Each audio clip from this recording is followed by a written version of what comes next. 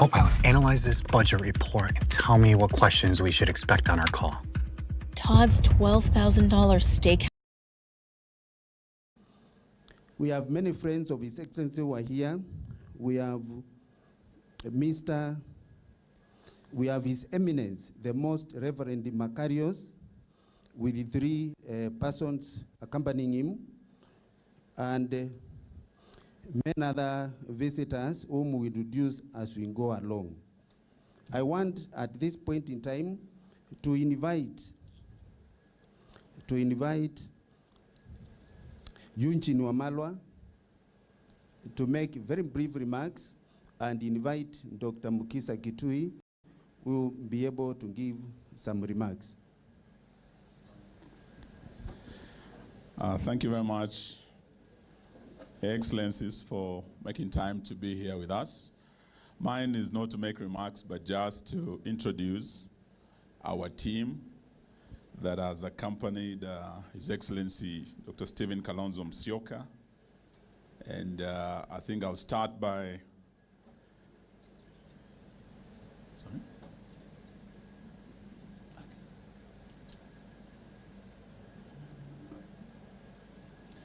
thank you very much. Let me start by recognizing the team that has come with His Excellency and his core principals.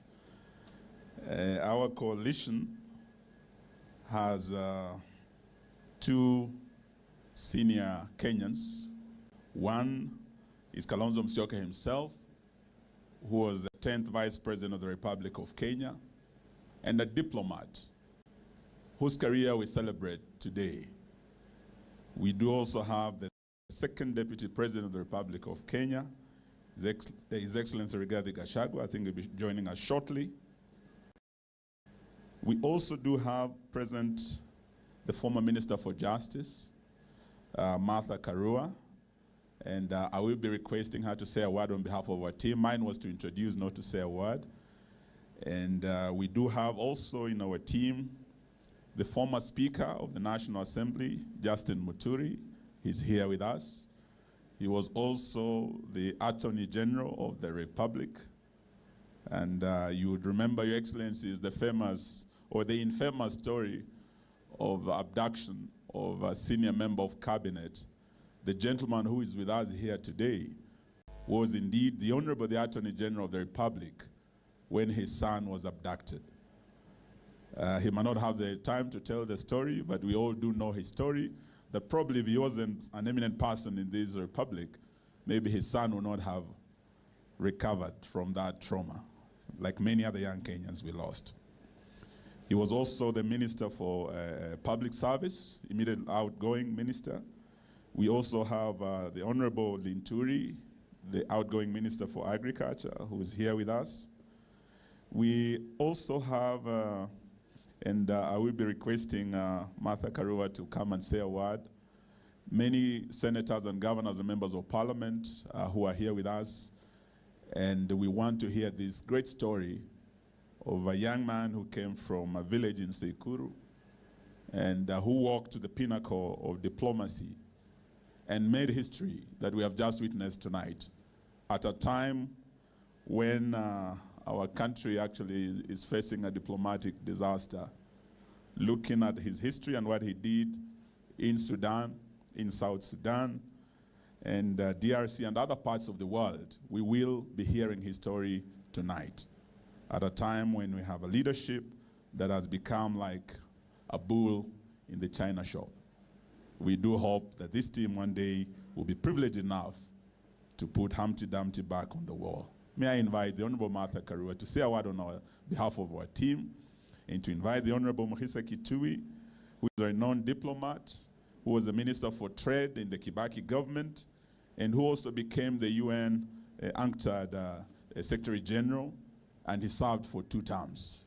As Kenya, we missed the chance to lead the AU in the recent elections, but we do have amongst us tonight one Kenyan who succeeded in leading the UN in matters international trade and others. We would be requesting him to say a word and invite his fellow diplomat, His Excellency Kalonzo Musyoka. Martha, karibu.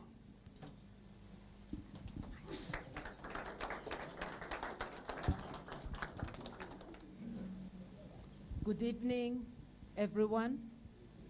We are all here, Excellencies, distinguished guests. We are here as acquaintances or friends of His Excellency, Dr. Stephen Kalonzo Musyoka. I have worked with him for a long time.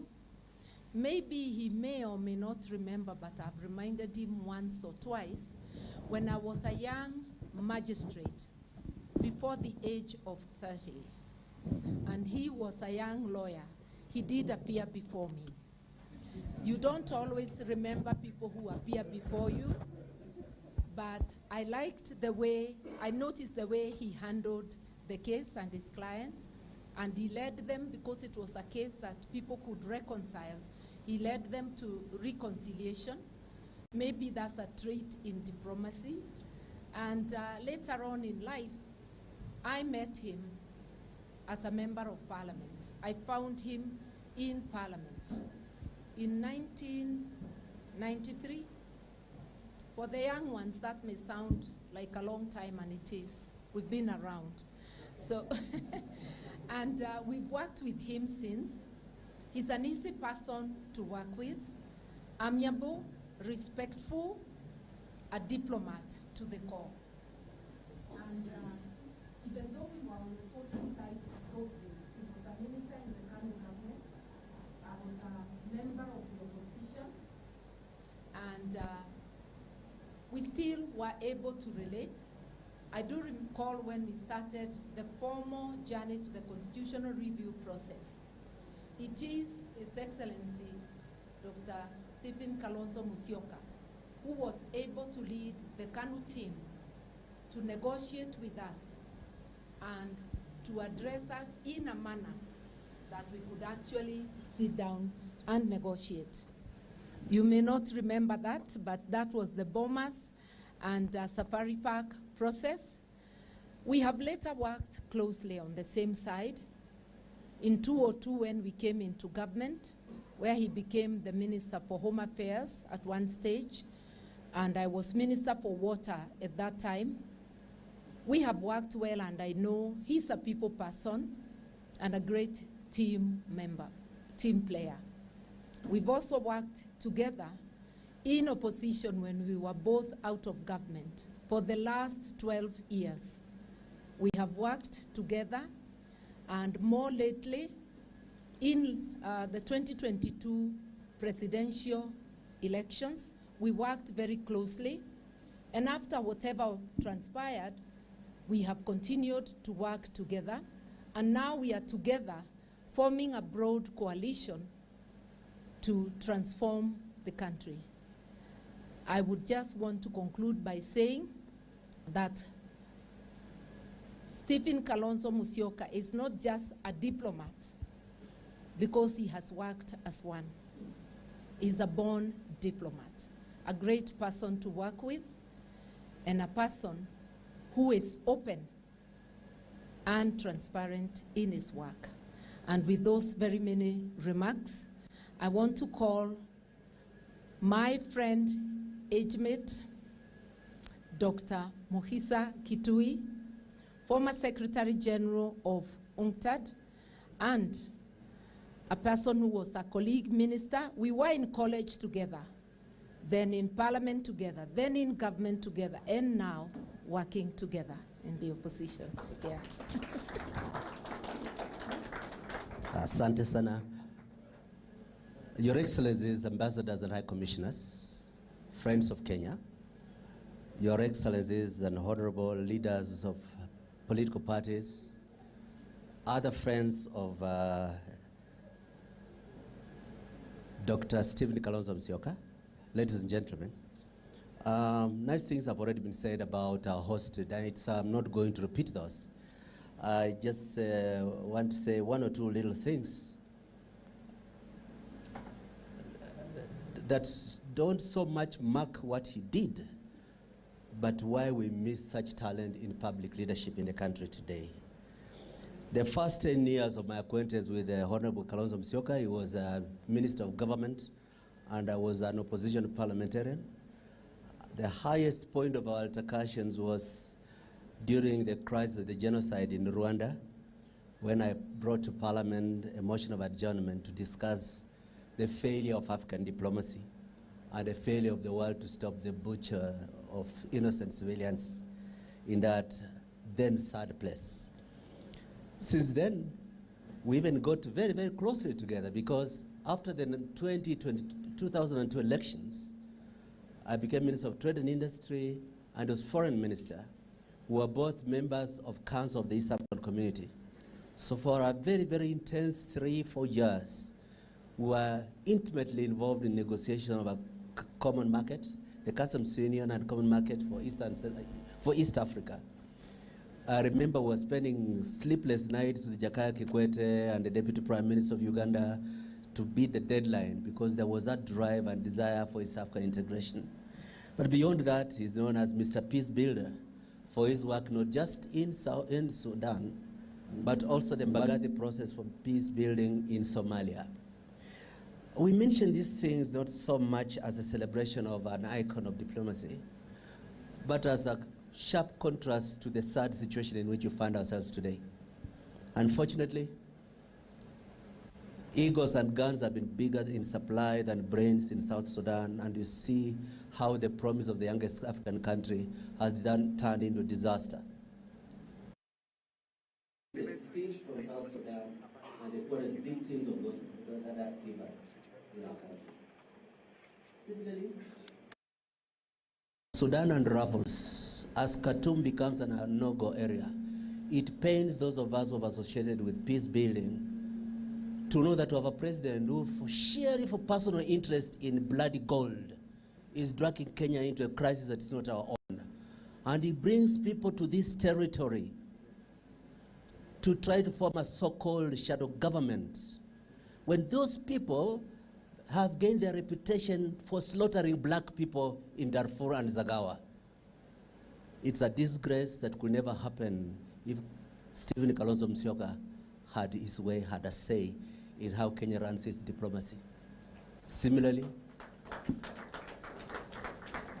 we are passing through difficult times. Today, as I was coming, I heard the announcement of the Franco-German defense agreement. The first time that Europe has had to look at building a new architecture for defense because of rumbles across the Atlantic. It's a difficult times. But for us, we believe that friends of Kenya will still have the attention to support our democratic project. They could still stand with the efforts of people like Kalonzo Musyoka.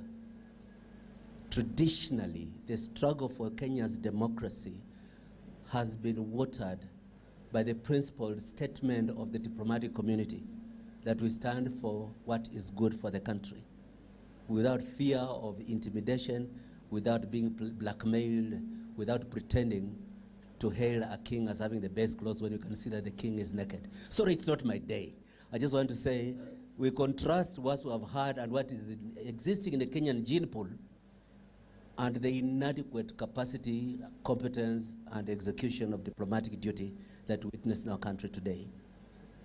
I am proud to be associated with Stephen Kalonzo Musyoka, and thank you very much for making us share this important day in your life. Thank you. Thank you. Thank you. Thank you. Thank you. Thank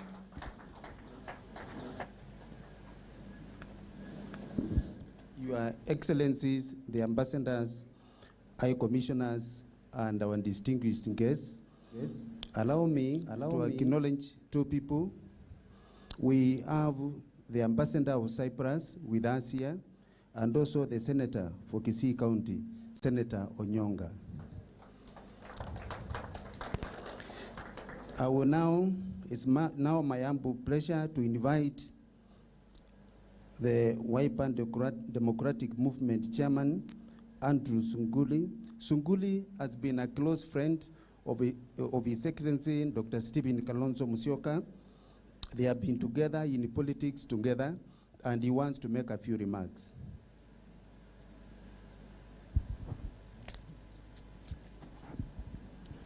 Your Excellencies, ladies and gentlemen, I happen not to have the kind of credentials that have been read out here.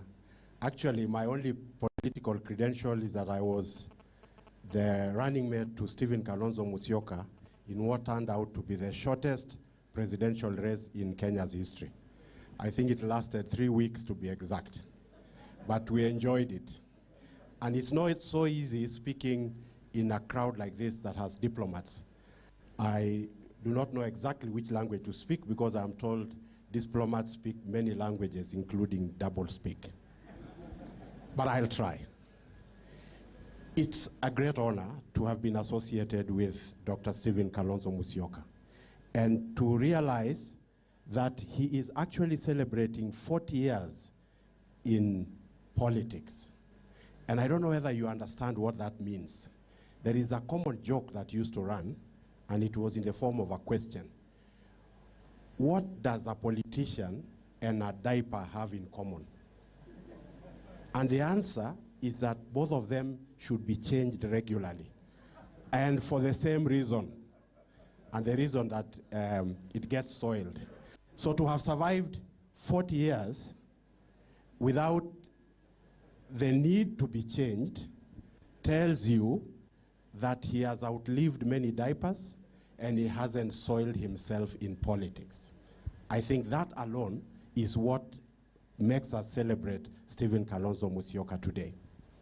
And combined, of course, with his politics, with his diplomacy, which, as you all have been told, especially by Mheshimiwa Martha Karua, that his diplomacy is not career diplomacy. It's a living diplomacy. He is a living diplomat. In fact, a few decades ago, the late Mwai Kibaki was popularly referred to as the gentleman of Kenya's politics.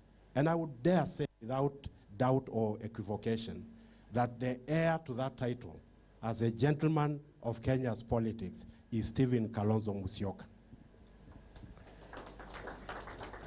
Of course, with a rider. You know, the word gentleman, for those of you who think gentleman means you can be pushed around, I would like to add a rider that even a gentleman is only 50% gentle. The rest is man. So be careful. You should not try and push him. Don't try and push him too hard. But 40 years, to me, is 40 years of Kenya's political history, and you know where we stand today. So without saying too much, I just want to say, Mheshimiwa Kalonzo, congratulations.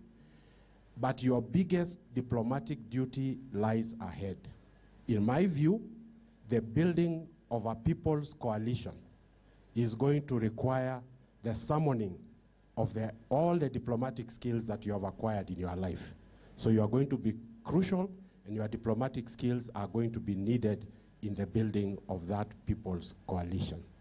And so without much ado, I would like to ask that we all fill up our glasses, because I want to propose a toast. I want to propose a toast.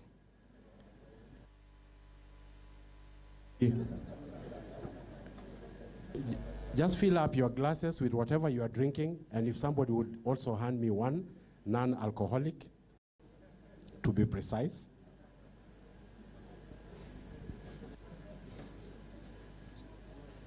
So, ladies and gentlemen, Your Excellencies, I want to propose a toast. And this toast is a toast for long life and good health and greater victories ahead for His Excellency Dr. Stephen Kalonzo Musyoka. Let's toast to his long life and to greater success. Pongezi sana, pongezi sana. At this juncture, I think I'll hand over to the MC, and you can.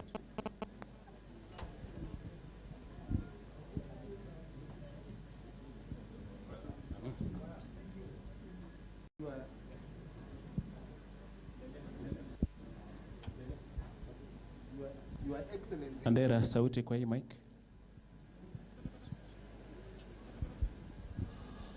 Your Excellency, Vice President of this country for 5 years from 2008 to 2013. He has been a minister in 5 different ministries. He was once a Minister for Foreign Affairs and International Cooperation. He was also a Minister for Education and Human Resource Development. He was also a Minister for Tourism and Information. He was also a Minister for Environment and Natural Resources, and he was also a Minister of Home Affairs in this country, Kenya. He was also a Deputy Speaker of the National Assembly. Previously, he had served as an Assistant Minister for Public Works. He is an advocate of the High Court of Kenya and a senior counsel. He has several honorary degrees from China, from America, and also from here in Kenya. He is a distinguished lawyer with a master's degree from the University of Nairobi.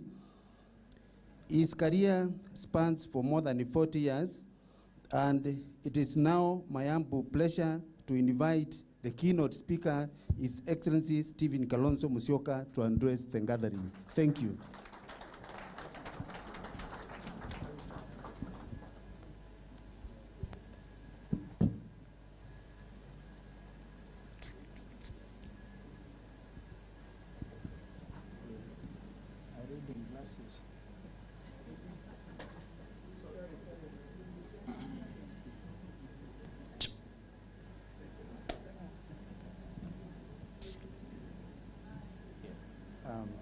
Your Excellencies, the ambassadors and high commissioners, it's okay.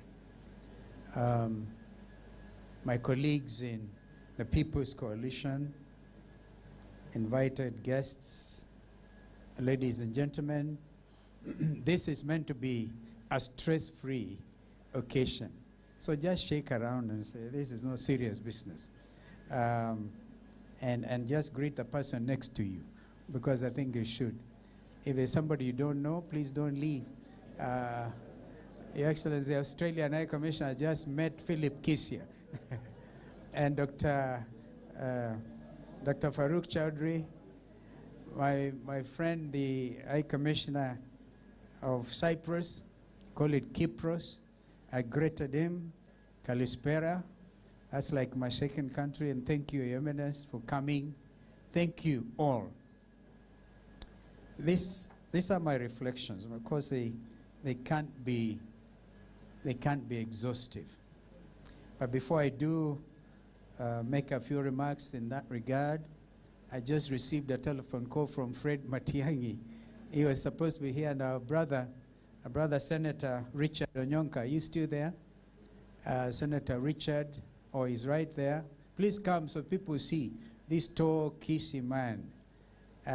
There's something trending in the social media. Remember that speech. And it was amazing. Thank you, Richard, for being here. Our brother Fred has asked you to be here because he's on a long call with the World Bank in Washington. He's still out there until later in the year. And our friend Rigathi Gachagua could be on the way. And so let me start also by apologizing. In fact, that we have my sister Sally Kosgei's name on the printed list, printed program. I was meant to have gone to have tea with her before coming here. And I think my team were very, very excited that Dr. Sally Kosgei, who has worked for me for longest in the world of diplomacy, would have wanted to be here. And I'm sure after this, I'm going for my cup of tea with Sally. So as I listened to my colleagues and friends, I was wondering whether they are talking about me, actually. Yeah, look at you. Were you really talking about me? A guy from Muna in Sekuru.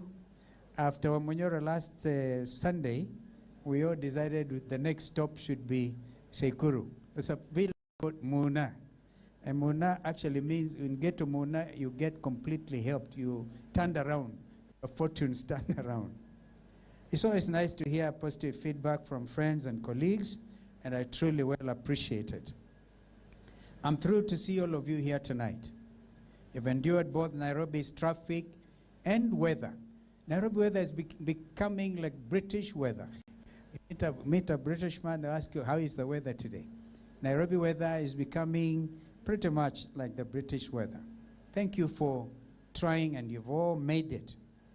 That's your decision to join me this evening. Speaks volumes. Your Excellencies, party leaders, members of Parliament, members of the 4th and 5th estates, dear friends, colleagues, and family. A month ago, on April the 10th, I quietly marked 20 years of diplomacy and 40 years of political dialogue. You've seen, you've seen that. My head was full of good hair when it started. To my wife Pauline, who is watching, thank you for being my life partner and my soulmate. You're the perfect description of that lady in Proverbs 31:25, 'She's clothed,' I quote, 'with strength and dignity. She can love as the days to come, at the days to come. She speaks with wisdom, and faithful instruction is on her tongue. She watches over the affairs of her household and does not eat the bread of idleness.'" My wife Pauline, those of you know, have been really hard working at the central bank for so many years. She's now retired, but she makes sure, even from her sick bed, the young ones behave. I'll very shortly point out some of them to you. To you guys present, my sons and my daughters, Kennedy and Doreen. Where are you? Kennedy and Doreen? Out there. All right. Kevin, is Kevin in the house? We're supposed to get here. He has a big day on Saturday. He's getting wedded to Sharon. Not Victor Swanya, Sharon got married. But to Sharon. My daughter Damari and my son Martin.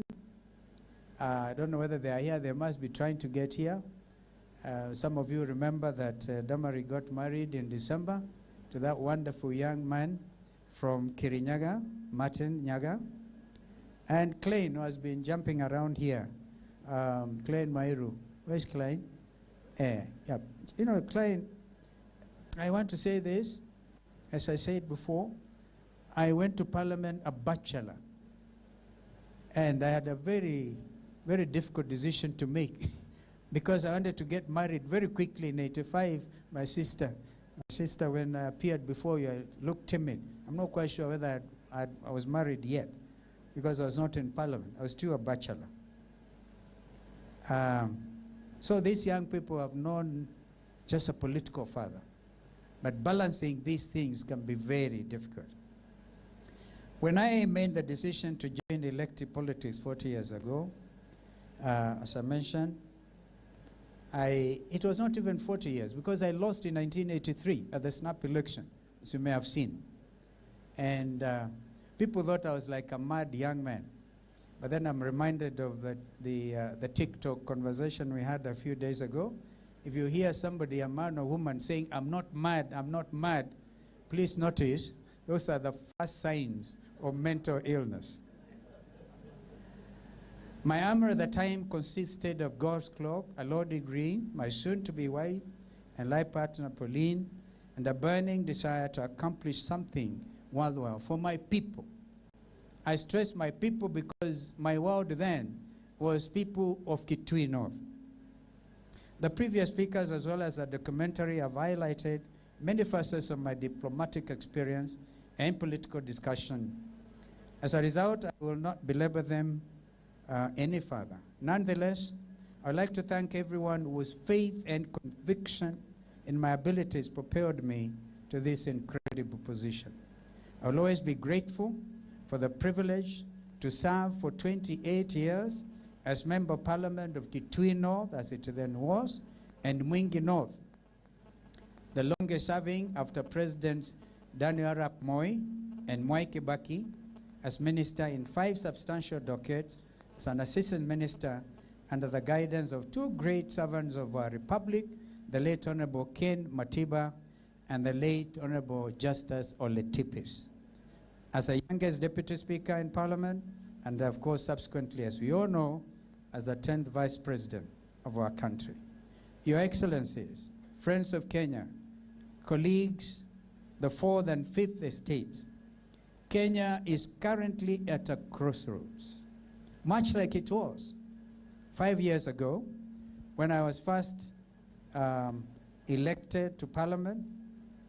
40 years ago, I beg your pardon, when the repeal of Section 2A of the then existing Constitution of Kenya brought about a multi-party democracy. In 2002, when the NARC wave swept the ruling party, and their mother has just pointed out, I was the longest organizing secretary of KANU for 12 years. I wish my brother Gideon Moy was here. I don't think he was, he must have been a toddler. From 59 years of power. KANU was in power for 59 years. And the late President Kibaki famously was quoted as saying, bringing down KANU was like cutting the famous Kikuyu Mugumo tree with a razor blade. It can't happen. But it happened. And in 2000, when that happened, Kenyans were regarded as the most optimistic people in the world. And in 2008, when the violence following the 2007 election set off the most difficult events in post-independence Kenya, destabilizing and bringing to a standstill a nation state known until then as the oasis of peace in a turbulent region. Then diplomatic tact was required by the local and international political players of the times to get Kenya back on its track to its long visioned path to socioeconomic prosperity, free from hunger and disease. Our sister Mother Karua again was there with a Kofi Annan-led peace process. The same is required, I dare say, now more than ever before. On June 25th, a day I call J25, Kenya's working class, young men and young women with pay stubs came to the streets in peaceful protest against a harsh finance bill 2024 and an impeached parliament. Actually, they did impeach the parliament. Kenya's youth are particularly concerned about the ruling elite's excesses, which included poor administration marked by tribalism, by nepotism, and rampant corruption. The tech-conscious, digitally savvy, and woke, quote-unquote, generation were astounded by leaders who loudly and at every opportunity said, I quote again, tighten up your belts. Kenya's coffers are empty, end of quote. While posting outrageously opulent lifestyles on social media and accruing more frequent flyer miles than road trips to their constituents. Using social media platforms, the likes of X, Instagram, WhatsApp, Facebook, Telegram, and TikTok, they rallied behind the hashtag Reject Finance Bill 2024 and urged their parliamentary representatives to vote against the bill. It is my opinion that this tech-savvy and socially conscious youth irrevocably transformed the political, socio-economic discussion in our country forever. Their diplomatic tact of actively exercising their constitutional rights, specifically Articles 1 and 37 of Kenya's Constitution, that is, and I want to quote under Article 1, Sub-Article 1, which states all sovereign power belongs to the people of Kenya and shall be exercised only in accordance with this Constitution, end of quote. And subsection 2 states that the people may exercise their sovereign power either directly or through their democratically elected representatives, end of quote. Further, under Article 37, every person has the right to peaceably and unarmed to assemble, to demonstrate, to picket, and to present petitions to public authorities. This call to action was keenly watched and followed by millions worldwide. It inspired many movements in Africa and around the world. Your Excellencies, ladies and gentlemen, the unnecessary and disproportionate increment in the use of excessive force by Kenya's police service should be a concern to all of us. During the protests in 2023 and in 2024, over 125 young Kenyans lost their lives to police bullets. Up to date, no security officer has been charged and or prosecuted. The victims' families are yet to receive any form of justice. There is also a sharp increase in kidnappings and abductions. The brother, the Speaker, J.B. Muturi, and immediate former Minister for Public Service, Attorney General, a distinguished Kenyan, had to shout so that his dear son could be released. He kept on asking, how about those parents who were not as fortunate as he was? And their kids are still missing, some of them even as we speak today. That 4 young men could be tracked just a few days ago and taken into custody by the security services because of the BBC Africa Eye documentary, Blood Parliament, clearly demonstrates increased authoritarianism in this country against anyone deemed to have a different view, regardless of age. I urge the international community, and I want to use the plural here, we urge the international community here represented who honor their values and commitment to the promotion of universal respect for and observance of human rights and fundamental freedoms, as stated in the preamble to the UN Declaration of Human Rights, to join us in condemning these acts and demanding an immediate cessation of human rights abuses and systemic oppression. Your Excellencies, friends of Kenya, and members of the media, the reconstruction of the Independent Electoral Boundaries Commission, IBC, is another major point of concern to us as the loyal opposition. The people. On Christmas Eve 1953, in the quiet heart of Tsekuru, Mwingi in eastern Kenya, a boy was born. Panel, which was responsible for recruiting candidates for the positions of chairperson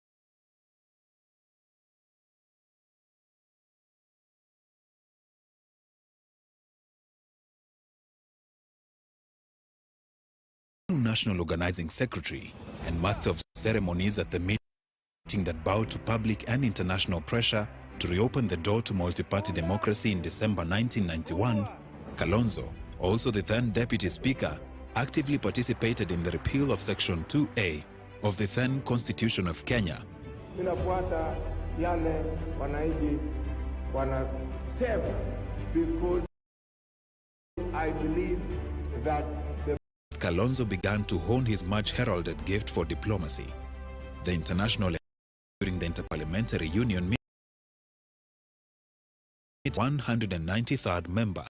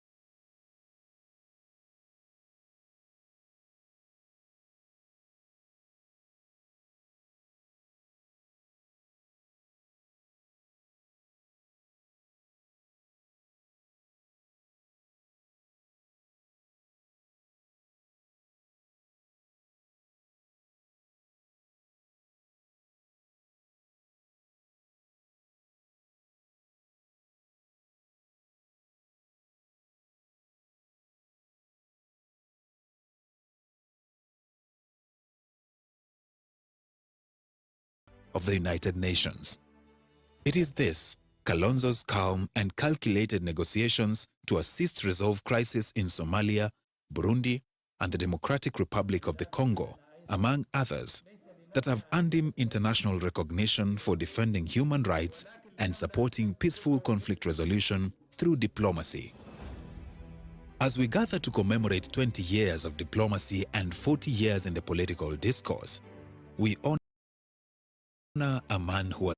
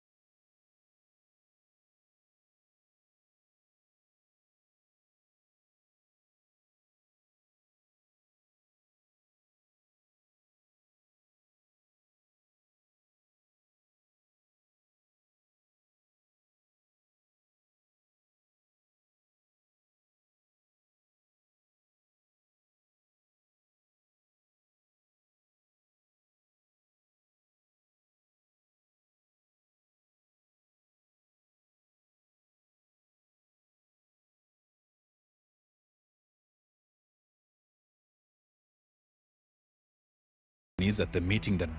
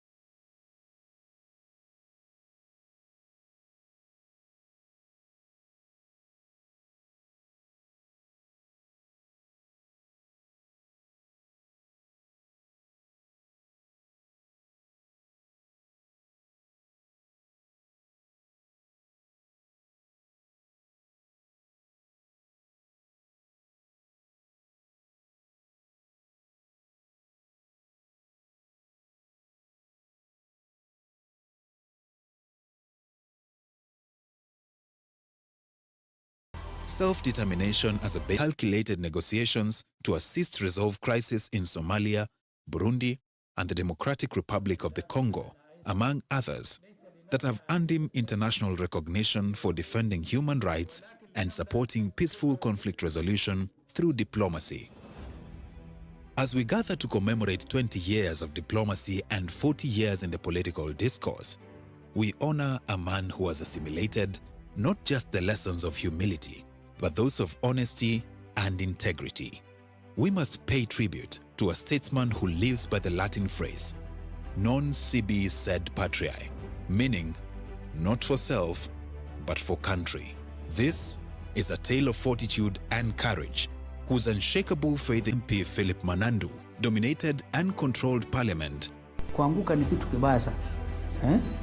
Nilianguka sio kuibiwa kura kama siku hizi, nilianguka vyenyewe. Kashindwa kapata 10,000. Whose meteoric political rise must have been a source of envy for many veteran politicians. His career witnessed one piece of good fortune after